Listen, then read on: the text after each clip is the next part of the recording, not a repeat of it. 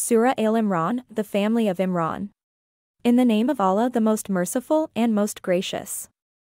And if you are killed or die in the way of Allah, forgiveness and mercy from Allah are far better than all that they amass, of worldly wealths, etc.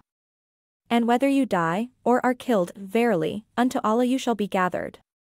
And by the mercy of Allah, you dealt with them gently. And had you been severe and harsh-hearted, they would have broken away from about you, so pass over their faults, and ask Allah's forgiveness for them, and consult them in the affairs. Then when you have taken a decision, put your trust in Allah, certainly, Allah loves those who put their trust in Him. If Allah helps you, none can overcome you, and if He forsakes you, who is there after Him that can help you? And in Allah, alone, let believers put their trust. It is not for any prophet to take illegally a part of booty gulul, and whosoever deceives his companions as regards the booty, he shall bring forth on the day of resurrection that which he took illegally. Then every person shall be paid in full what he has earned, and they shall not be dealt with unjustly.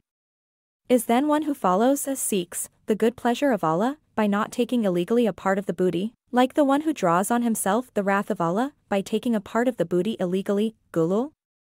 His abode is hell, and worst, indeed is that destination. They are in varying grades with Allah, and Allah is all-seer of what they do.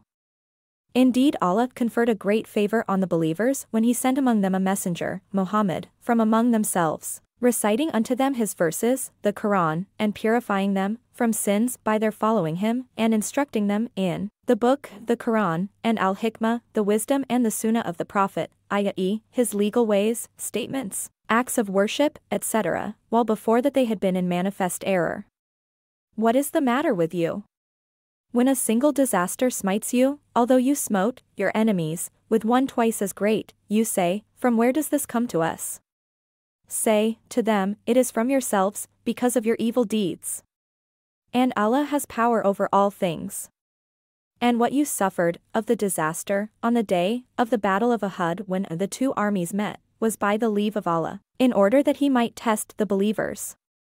And that He might test the hypocrites, it was said to them, come, fight in the way of Allah, or, at least, defend yourselves. They said, had we known that fighting will take place, we would certainly have followed you. They were that day nearer to disbelief than to faith, saying with their mouths what was not in their hearts. And Allah has full knowledge of what they conceal.